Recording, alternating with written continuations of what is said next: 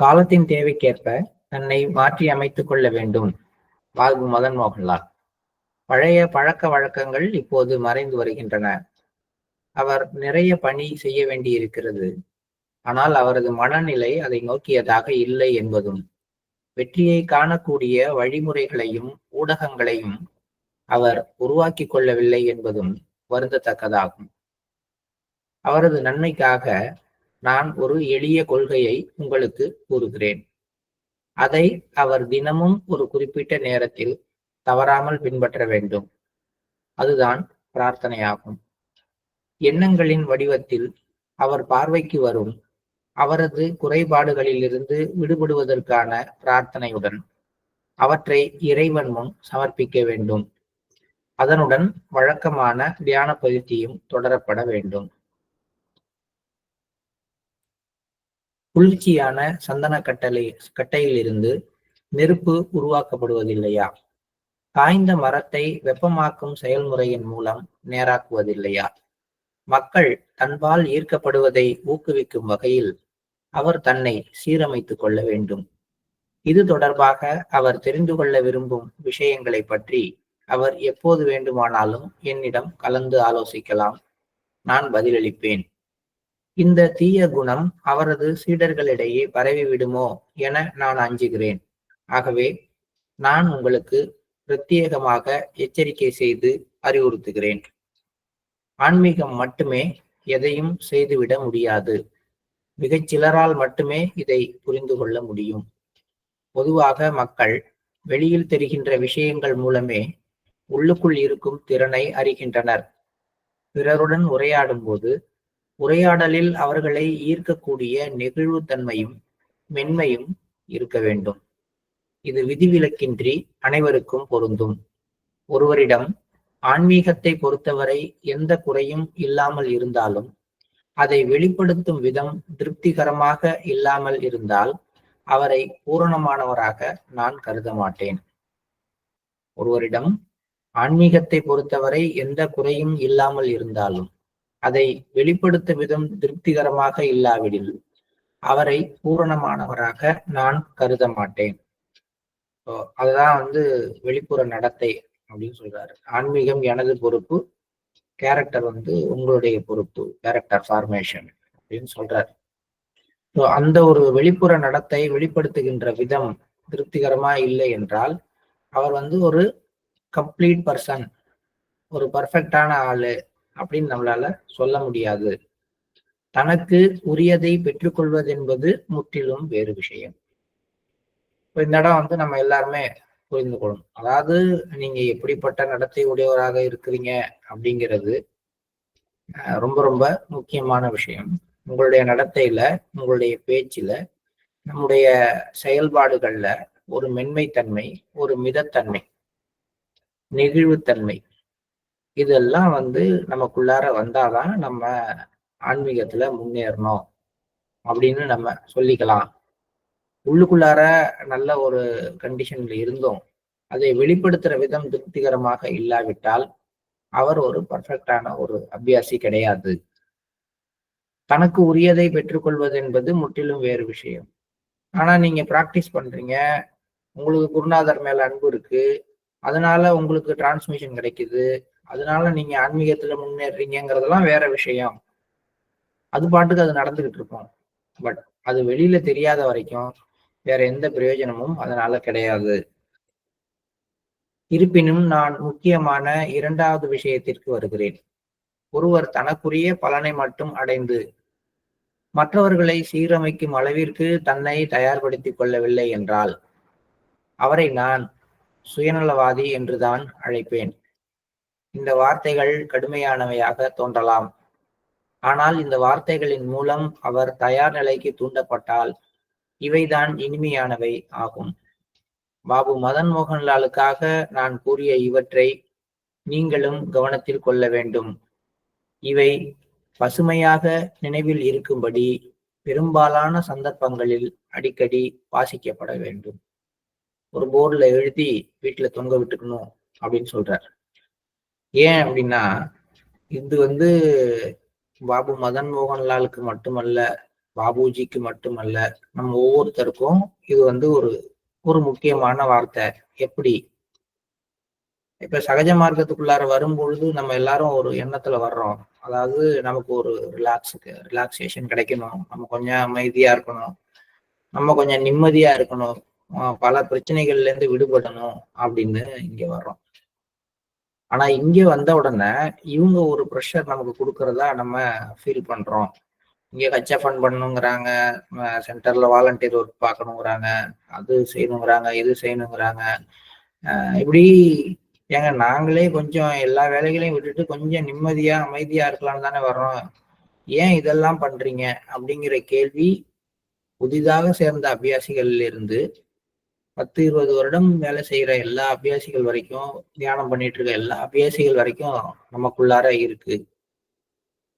அதோடு கூடவே நெறைய பேர் இருக்கோம் நம்ம. நான் வந்தேங்க, நான் பெர்ஃபெக்ட்டா மெடிடேட் பண்ணேங்க, நான் கிளம்பி போனேங்க. எனக்கு தேவையானத நான் செய்றேன். என்னால யாருக்கும் டிஸ்டர்பன்ஸ் இல்லை.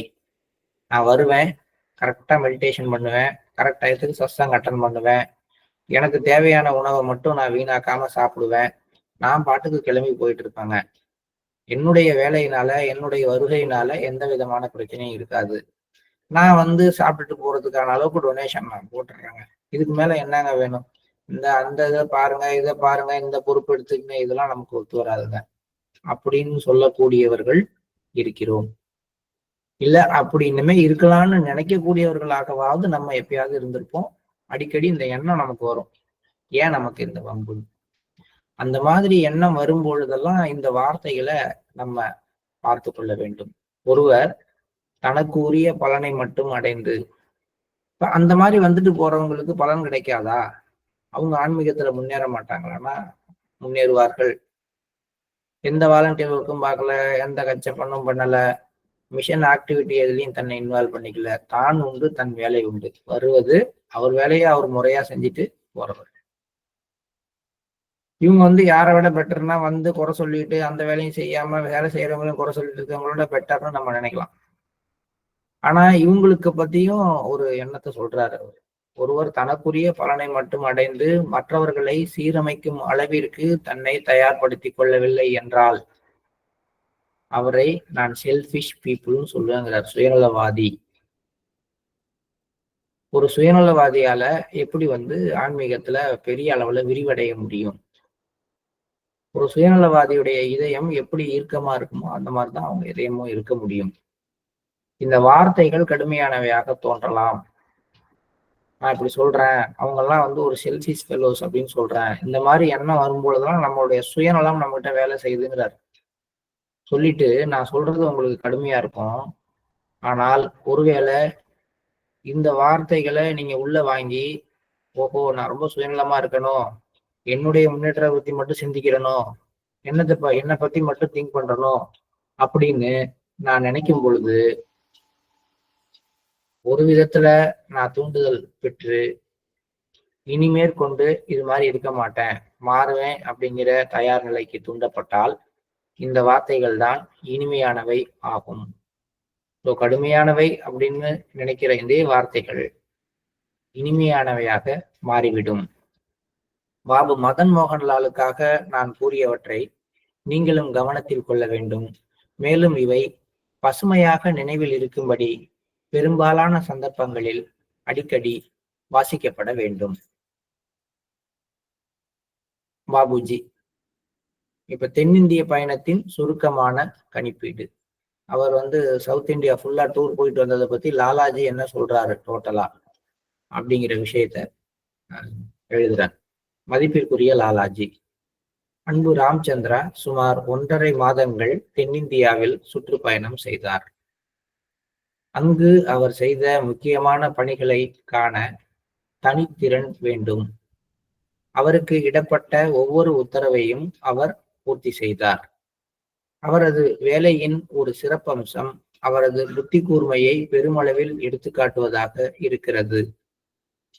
அவர் செய்த பணிகளை எவரும் கெடுத்து விடாமல் இருக்க பொருத்தமான இடங்களில் நுண் முடிச்சுகளை ஏற்படுத்தியதே சிறப்பு அம்சம் ஆகும்.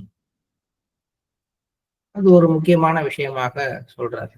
அதாவது ஒரு பணியை செய்யறது முக்கியம் இல்லை, அந்த பணியினுடைய பலன் வெகு நாளைக்கு வேறு எந்த விஷயத்தினாலும் கெட்டு போகாமல் இருப்பதற்காக நுட்பமான முடிச்சுகளை ஏற்படுத்தினார். அந்த நுட்பமான முடிச்சுகள்னா என்னவாக இருக்கும் அப்படின்னா, அந்த பகுதியில் இருக்கிற அந்த தூய்மையானது வேற ஒன்றோடையும் கலந்து விடாதபடி மனதளவுல ஒரு தடையை உருவாக்கலாம். அதுதான் நுட்பமான முடிச்சுகள் அப்படின்னு அவர் சொல்றாரு அப்படின்னு நான் நினைக்கிறேன். சோ அந்த மாதிரியான நுட்பமான முடிச்சுகளை ஏற்படுத்தி அந்த விஷயத்தை வந்து வேற யாரும் வீணடித்து விடாமல், அவர் செய்த பணிகளை எவரும் கெடுத்து விடாமல் இருப்பதற்காக சில பணிகளை அவர் செய்திருக்கிறார். அவரது பணியின் மற்றொரு சிறப்பம்சம், அவர் அந்த இடத்தை மேற்பரப்புக்கு கீழே பல அடி தூரம் ஆழமாக ஆன்மீக ஒளியூட்டினார். அவரது பணிபுரியும் முறை மிகச் சிறப்பாக இருந்தது. இந்த இடத்துல கொஞ்சம் சொல்லலாம்.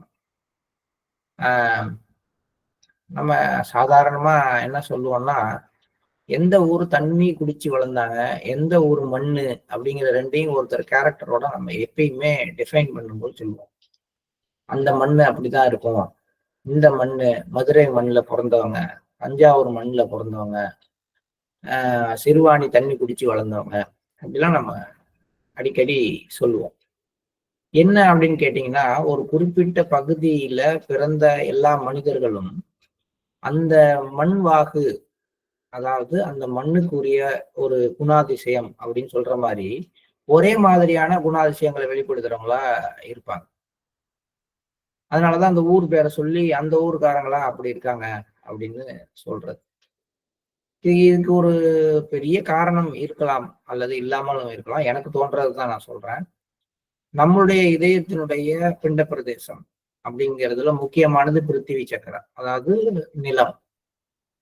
ஆக நம்ம வசிக்கிற நிலத்துக்கும் நம்ம இதயத்துல இருக்கிற நிலம்ங்கிற புள்ளிக்கும் தொடர்பு இருக்கத்தான் வேணும். அப்ப அதுல இருக்கிற கேரக்டர் தான் நம்ம இதயம் வெளிப்படுத்துகிறது. அல்லது நம்ம இதயம் என்ன கேரக்டரை வெளிப்படுத்துதோ அது வந்து அந்த மண்ணுலையும் பதிவாகி இருக்குது. இப்படி நம்ம எடுத்துக்கொள்ள முடியும். அதனாலதான் சில பேர் அந்த ஊரை விட்டு வெளியில வரும் பொழுது அவங்களுடைய அந்த குணாதிசயத்துல கொஞ்சம் மாற்றங்களை அவங்க பார்க்கலாம். திரும்பி அந்த ஊருக்கு போகும்போது அதே குணாதிசயம் அவங்கள்ட்ட தலை தூக்குறதையும் அவங்க பார்க்க முடியும். ஸோ இதுதான் ரொம்ப முக்கியமான விஷயம். அப்ப ஒருத்தரை கிளீன் பண்றது மட்டும் பத்தாது, அவர் வாழ்ற பகுதியில அந்த மண்ணிலேயே அந்த மாற்றம் இருந்தாதான் இதயத்திலையும் அந்த மாற்றம் வெளிப்படும். இதைதான் பாபுஜி செஞ்சிருக்காரு. அவரது பணியின் மற்றொரு சிறப்பு அம்சம் என்னவெனில், அவர் அந்த இடத்தை, அதாவது அவர் எந்த பணிபுரிஞ்சு எந்த இடத்தை ஒளியூட்டும்னு நினைக்கிறாரோ அந்த இடத்தை மேற்பரப்புக்கு கீழே பல அடி தூரம் ஆழமாக ஆன்மீக ஒளியூட்டினார். அப்ப அந்த மண்ணிலேயே ஆன்மீகம் இருக்கிறது. ஆன்மீகம் பிறந்த மண், ஆன்மீகத்துல தழைத்த மண் அப்படின்லாம் நம்ம விளையாட்டாக ரொம்ப மேலோட்டமாக நம்ம ஒரு விஷயத்த சொல்றோம். பாபுஜியோட ஒர்க் அந்த மாதிரிதான் இருந்திருக்கு. ஆன்மீக பூமி அப்படியாக மாத்திருக்காரு ஒவ்வொரு இடத்தையும் அவரு. அப்ப நம்ம சொல்ற விஷயத்துல நம்மள அறியாமலேயே ஒரு தத்துவம் அடங்கி இருக்கு. அந்த தத்துவத்தை பாபுஜி வந்து அடிப்படையில பயன்படுத்தி ஒர்க் பண்ணியிருக்காரு. மேலோட்டமா அட்மாஸ்பியரை கிளீன் பண்ணோம், இதயங்களை நிரப்பினோம் அப்படின்னு இல்லை. எங்க வேலை பார்த்தாலும் அங்க இருக்கிற மண்ணை, அங்க இருக்கிற பூமியை பல அடி தூரத்திற்கு ஆன்மீக ஒளியால நிரப்பி வைத்திருக்கிறார்.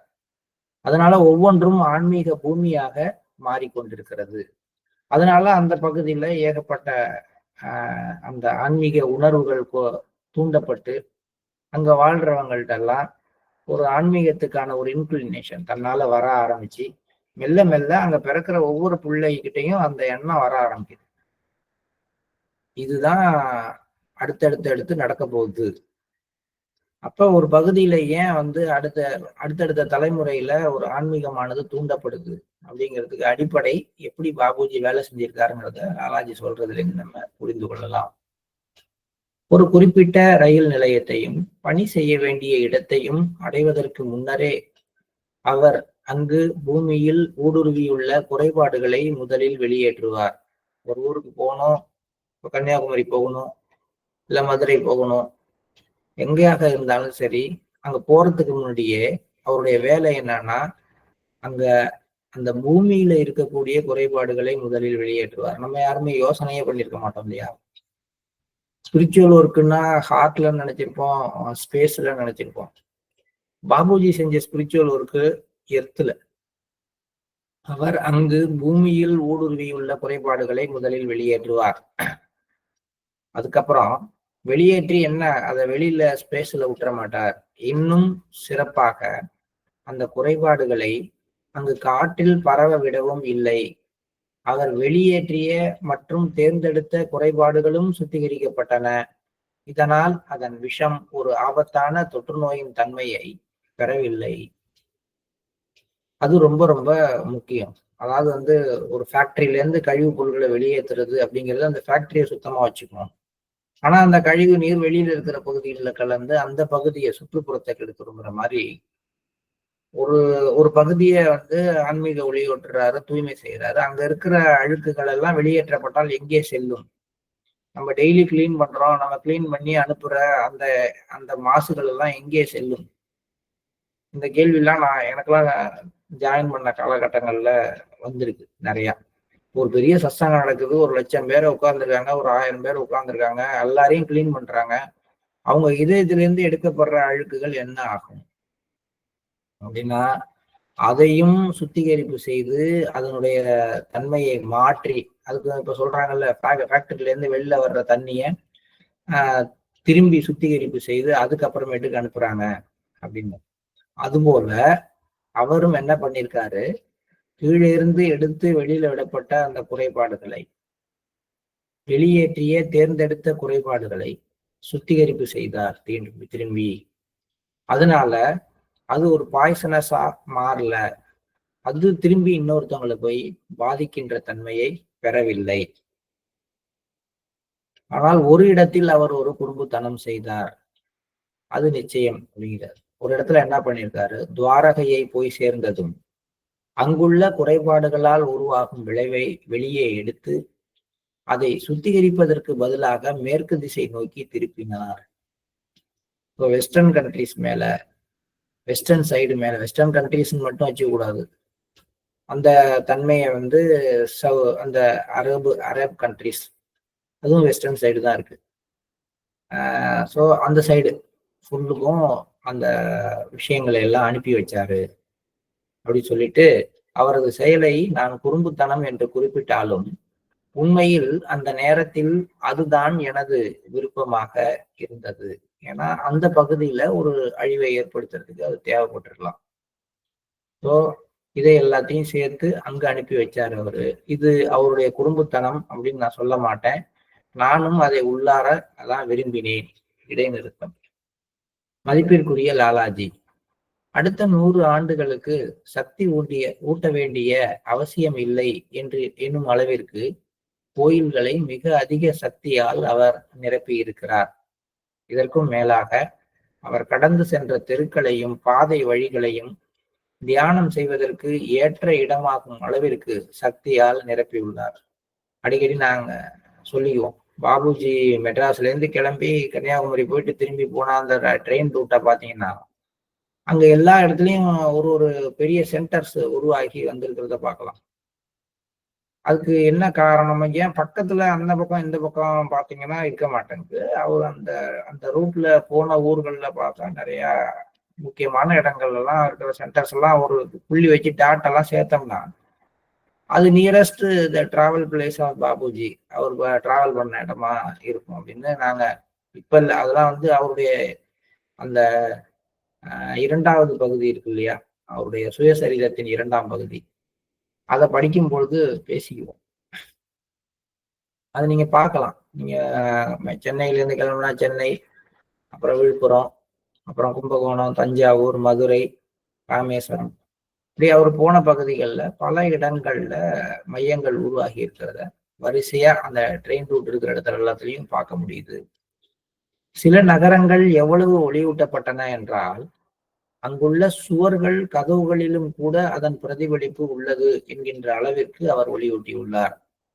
அவர் அங்குள்ள காற்று மண்டலத்தின் அனைத்து அணுக்களையும் ஒளிரச் செய்து அத்துடன் அதை யாரும் எதுவும் செய்ய இயலாத வகையில் அதற்கு ஒரு கண்காணிப்பையும் ஏற்படுத்தி உள்ளார்.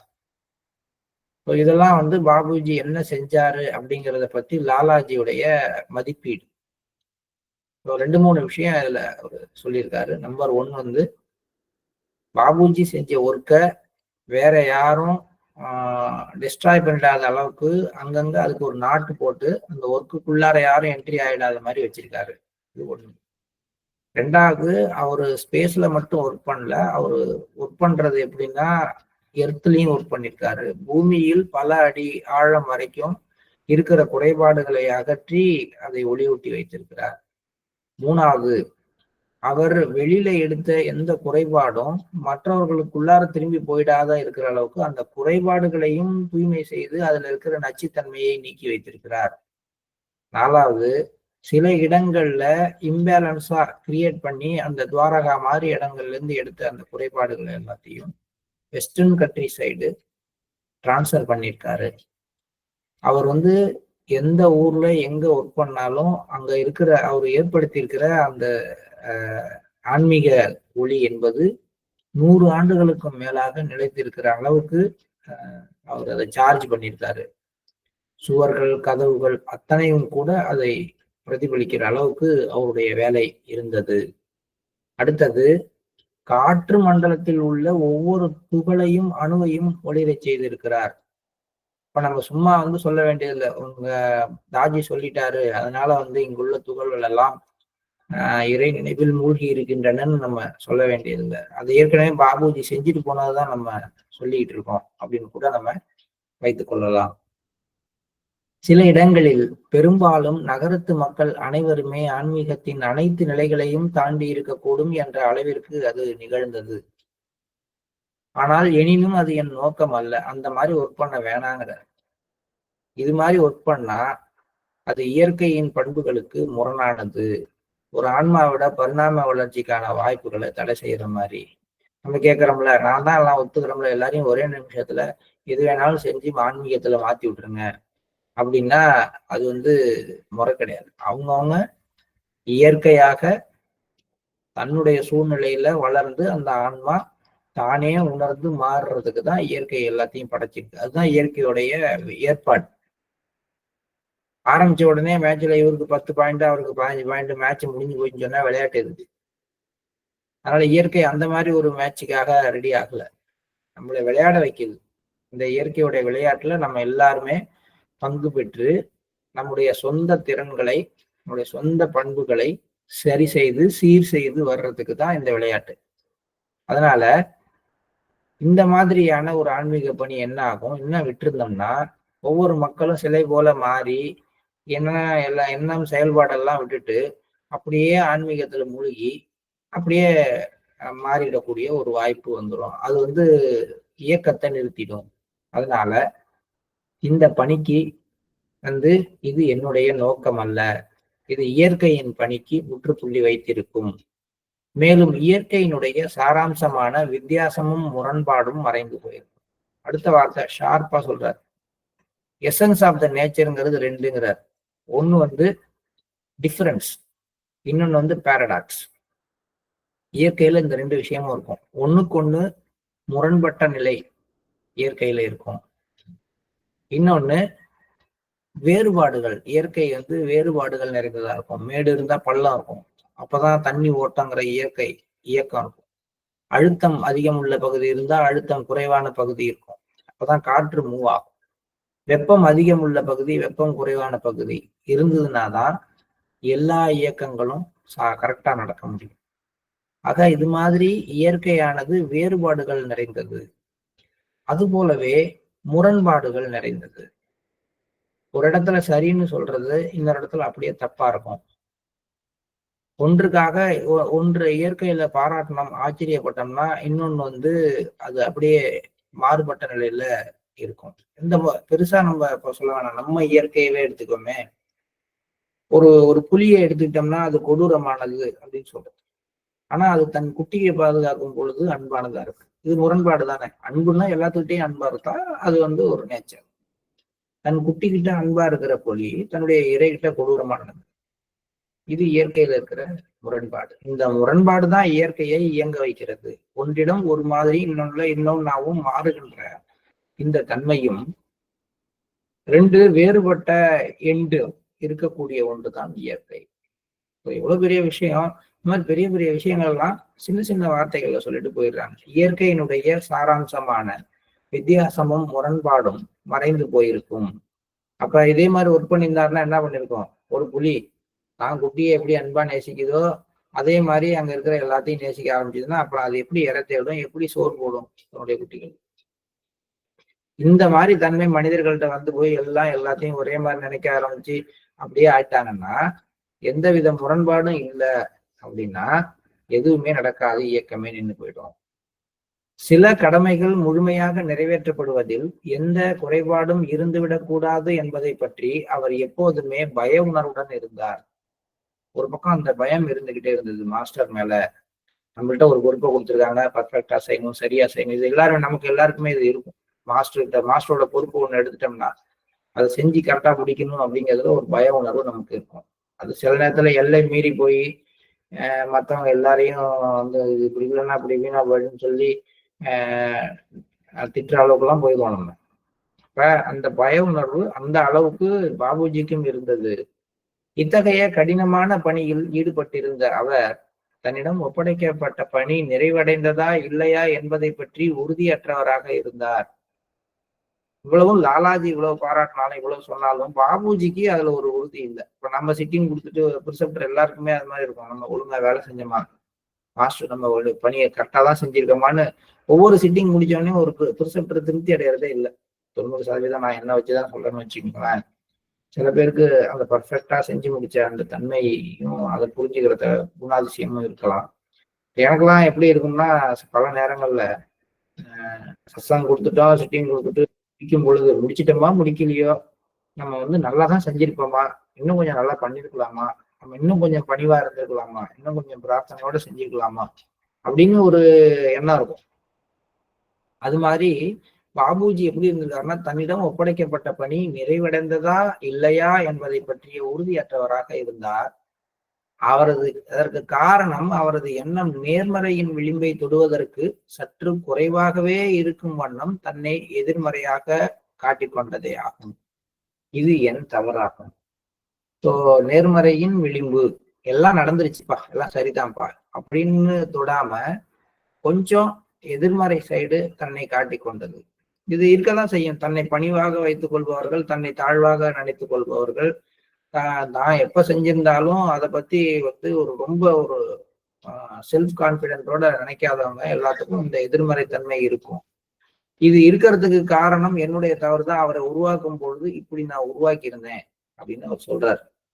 இதோட நம்ம இன்னைக்கு நிறுத்திக்குவோம். பாபுஜி செய்த பணிகளை பற்றி லாலாஜி சொன்ன விஷயங்களை நம்ம இன்னும் கொஞ்சம் ஆராய்ந்து பார்க்கணும். அதுலயும் அந்த பூமிங்கிற மேட்டர், நம்ம வசிக்கிற பூமி மேல அவர் எப்படி ஒர்க் பண்ணிருக்காருங்கிற விஷயம் வந்து ரொம்பவும் ஒரு முக்கியமாக நம்ம உணர்ந்து பார்க்க வேண்டிய ஒரு விஷயம். அது போலவே இந்த இயற்கையினுடைய சாராம்சம்னு அவர் சொல்லக்கூடிய விஷயம். ஏன் மாஸ்டர்ஸ் வந்து ஒட்டுமொத்தமாக மிக வேகமாக பணியாற்றாம நம்மளை ஏன் கேட்குறாங்க, நீங்க வேலை செய்யுங்க, நீங்க ஏன் நீங்களே மாறுங்க, நீங்களே முயற்சி பண்ணுங்கன்னு ஏன் கேட்குறாங்க அப்படிங்கிறதுக்கான அந்த சூட்சுமமும் இந்த வார்த்தைகள்ல இருக்குது. இதையெல்லாம் சிந்திச்சு இந்த மாதிரி விஷயங்கள் நமக்குள்ளார வெளிப்பாடுகளை ஏற்படுத்துறதுக்கு, வெளிப்பாடுகளை உருவாக்குறதுக்கு இன்றைய தியானம் வந்து ஒரு அடிப்படையாக அமையட்டும் என்கின்ற பிரார்த்தனையோடு காலை நேர தியானத்திற்கு சொல்லலாம். Please start meditation.